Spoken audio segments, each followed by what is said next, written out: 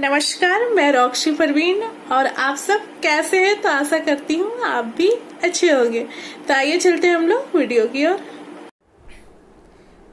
नमस्कार, आज हम लेसन प्लान यानी पाठ योजना को देखेंगे। आज का जो हमारा विषय है वह है नागरिक शास्त्र यानी सिविक्स, और जबकि हमारा प्रकरण यानी टॉपिक है वह है बच्चों के अधिकार। तो ये सारा लेसन प्लान बच्चों के अधिकार टॉपिक पर बनाया गया है। बच्चों के लिए कौन कौन से संविधान के द्वारा अधिकार प्रदान किए गए हैं उन चीज़ों को हम इस टॉपिक में देखेंगे। तो यहाँ पर नागरिक शास्त्र विषय से संबंधित अन्य दूसरे टॉपिक के लेसन प्लान को आप प्ले लिस्ट में जाकर वहाँ से देख सकते हैं। तो आइए आज का टॉपिक देखते हैं। तो लेसन प्लान यानी पाठ योजना जब भी बनाना स्टार्ट करते हैं अपने रजिस्टर के लेफ्ट पेज से स्टार्ट करते हैं। सबसे पहले लिखते हैं विद्यालय का नाम, यानी कि जिस विद्यालय में पढ़ाने के लिए आपको जाना है।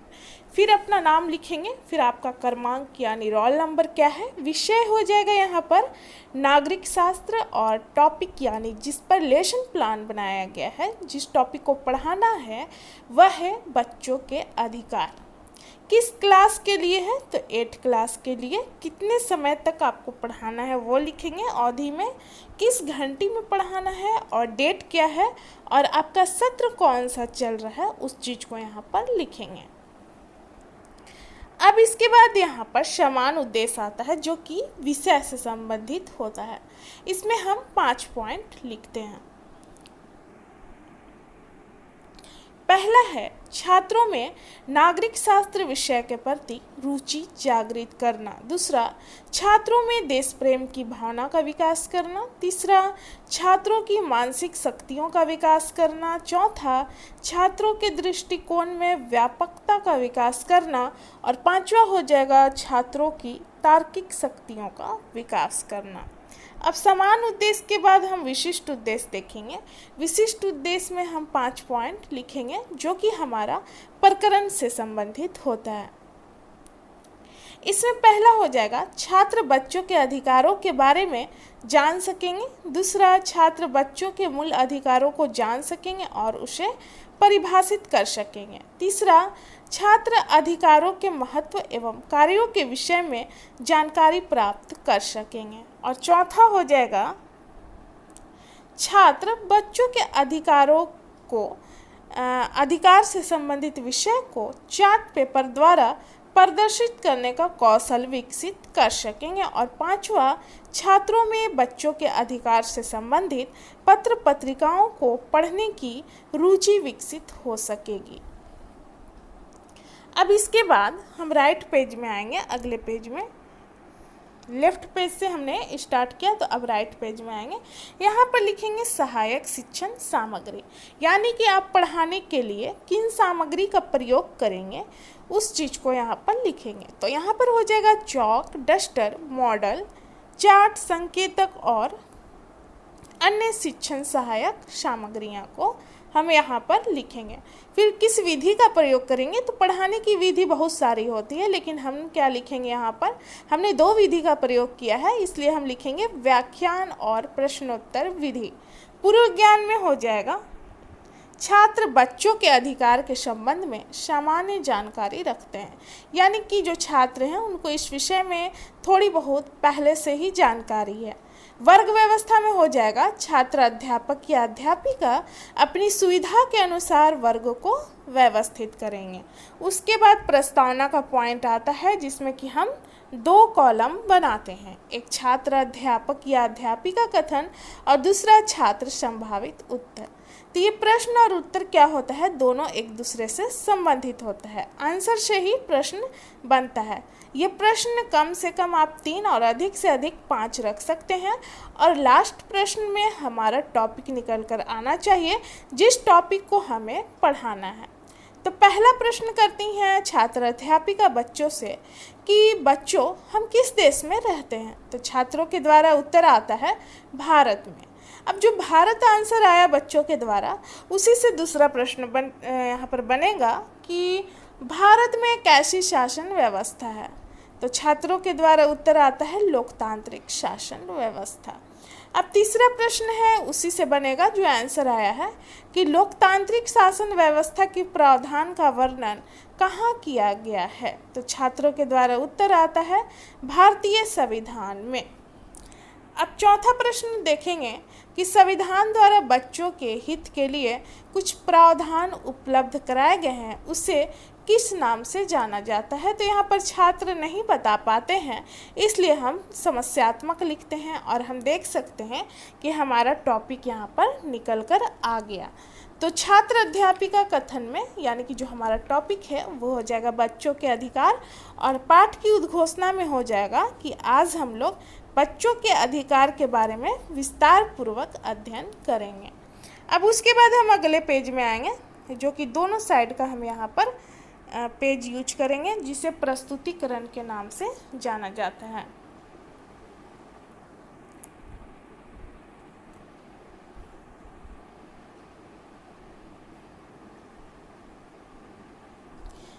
तो यहाँ पर 4 कॉलम है। एक शिक्षण बिंदु यानी कि हमारा टॉपिक से संबंधित पॉइंट रहेगा, और उस पॉइंट की व्याख्या जो क्लास में दी जाएगी वो दूसरे कॉलम में हम लिखेंगे छात्र अध्यापक या अध्यापिका क्रियाशीलता में। और तीसरा कॉलम में हमारा रहेगा कि पढ़ाने के दौरान छात्रों का व्यवहार कैसा रहेगा क्लास में, किस प्रकार वो उत्तर देंगे, हम तीसरा कॉलम में लिखेंगे। और चौथा कॉलम जो है श्यामपट्ट कार्य, यानी कि आप पढ़ाने के लिए जो ब्लैक बोर्ड में लिखते हैं बच्चों को समझाने के लिए, उसको हम चौथा कॉलम में लिखेंगे। तो सबसे पहले देखेंगे कि बच्चों के जो अधिकार दिए गए हैं बच्चों को वो क्या है, उसके बारे में जानेंगे। तो बच्चों को अपने जीवन जीने तथा परिवार की भाषा और तौर तरीके सीखने का पूरा अधिकार है।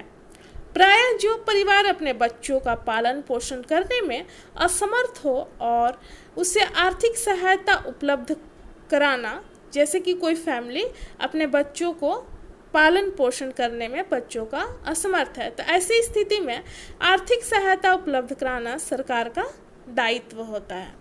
बच्चों को शारीरिक शोषण व खतरनाक ड्रग्स से दूर रखना और उनके प्रत्येक प्रकार की सुरक्षा सुनिश्चित करना माता पिता के साथ साथ सरकार की भी पूर्ण जिम्मेदारी यहाँ पर होती है। ये है बच्चों के अधिकार के बारे में कुछ परिचय। इसके लिए बच्चों को अधिकार जरूरी होता है ताकि वह अपना जीवन यापन अच्छे तरीके से कर सकें। अब यहाँ से प्रश्न छात्र अध्यापिका करती हैं परिचय देने के बाद, इस टॉपिक का परिचय देने के बाद प्रश्न करती हैं कि बच्चों को सुरक्षा उपलब्ध कराने की जिम्मेदारी किसको होती है या किसे होती है। तो छात्रों के द्वारा उत्तर आता है आंसर कि माता पिता एवं सरकार का दायित्व होता है बच्चों को सुरक्षा उपलब्ध कराना। छात्र क्रियाशीलन में यहाँ पर हो जाएगा कि कक्षा में छात्र अध्यापिका द्वारा पढ़ाए जा रहे कथनों को सुनेंगे। और श्यामपट्ट कार्य में हो जाएगा बच्चों के अधिकार में कि बच्चों को अपने जीवन जीने का पूर्ण अधिकार है। माता पिता के साथ साथ सरकार द्वारा भी पूर्ण सुविधाएं उपलब्ध कराई जाती हैं।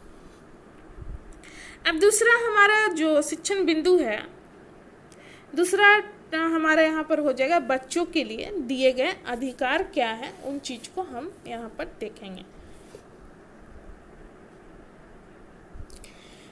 तो बच्चों के अधिकारों से संबंधित घोषणा पत्र अंतर्राष्ट्रीय मानव अधिकारों के कानून में सबसे अधिक स्पष्ट और विरहद है।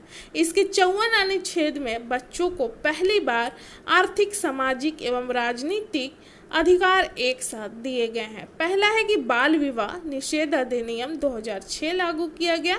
दूसरा बाल श्रम अधिनियम 1986 में लागू किया गया। और शिक्षा का अधिकार 68वें संविधान संशोधन अधिनियम 2002, बाल तस्करी और किशोर न्याय अधिनियम 2000 जो बच्चों की देखभाल और संरक्षण के लिए बनाया गया। और छठा नंबर है बाल यौन उत्पीड़न अधिनियम 2012।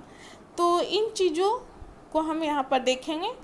तो इसी से संबंधित प्रश्न करती हैं छात्र अध्यापिका कि बच्चों की सुरक्षा के लिए बनाए गए 2 अधिकार के नाम बताएं। तो छात्रों के द्वारा उत्तर आता है बाल विवाह निषेध अधिनियम 2006 और शिक्षा का अधिकार 2002। यहाँ पर श्याम पटकार में इसी चीज़ को देखेंगे। बच्चों के लिए दिए गए जो अधिकार हैं वह है बाल विवाह निषेध अधिनियम 2006, बाल श्रम अधिनियम 1986, शिक्षा का अधिकार 2002 और किशोर न्याय अधिनियम 2000 आदि चीज़ें। अब हम अगले पेज में आएंगे, जो कि यहाँ पर भी हम दोनों साइड का पेज यूज करेंगे और यहाँ पर हमारा तीसरा शिक्षण बिंदु हो जाएगा बच्चों के अधिकार से संबंधित प्रावधान। क्या प्रावधान किया गया है उस चीज़ को हम डिटेल से देखेंगे। पहला है कि बाल विवाह निषेध अधिनियम 2006, इसको 1 नवंबर 2007 से लागू किया गया।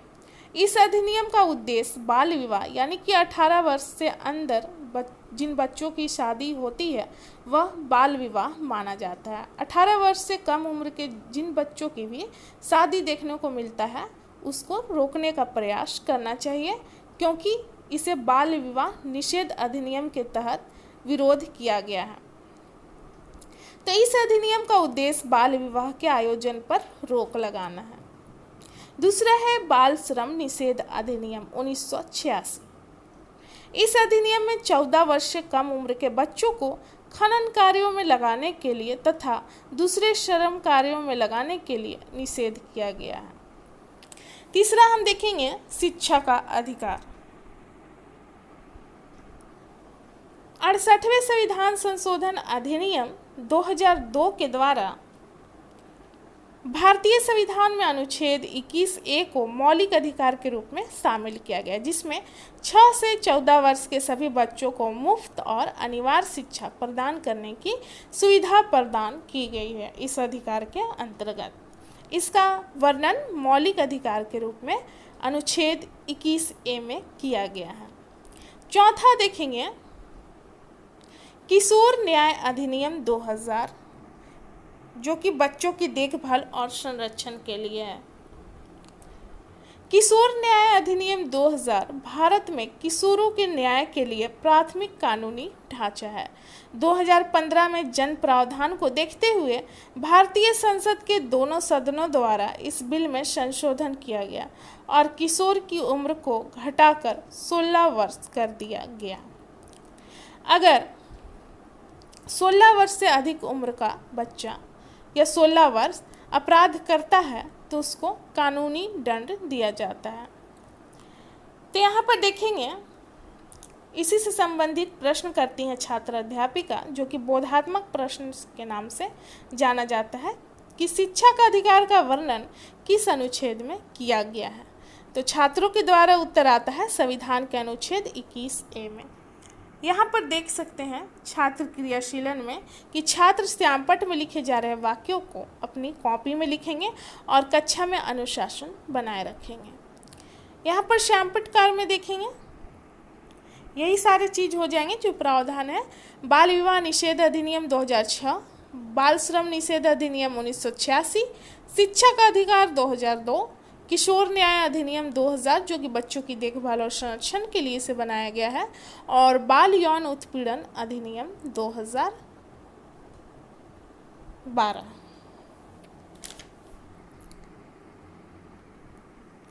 उसके बाद हम अगले पेज में आएंगे, जो कि प्रस्तुतिकरण हमारा वहाँ पर समाप्त हुआ। अब हम मूल्यांकन करेंगे बच्चों का। पढ़ाने के दौरान मूल्यांकन करना जरूरी होता है। तो ये प्रश्न बच्चों से क्लास में ही किया जाता है और इसका उत्तर बच्चे क्लास में ही देते हैं।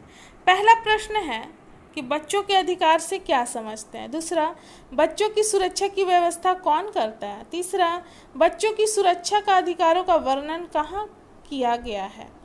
और चौथा प्रश्न है निःशुल्क और अनिवार्य शिक्षा का अधिकार अधिनियम कितने वर्ष के बच्चों के लिए है। पांचवा प्रश्न है कि निःशुल्क और अनिवार्य शिक्षा अधिनियम कब से लागू हुआ।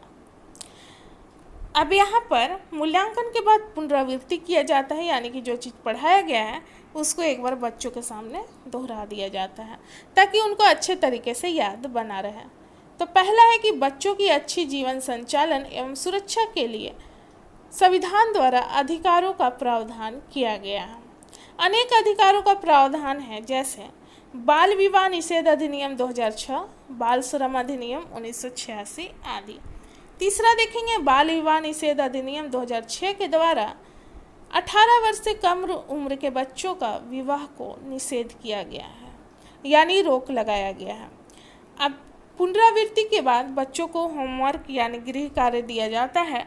तो पहला प्रश्न है कि बच्चों के अधिकार से क्या समझते हैं, और दूसरा शिक्षा के अधिकार संबंधित प्रावधान का वर्णन करें। तो यहाँ पर जो हमारा लेसन प्लान यानी पाठ योजना है समाप्त होता है। मिलते हैं अगले वीडियो में। धन्यवाद।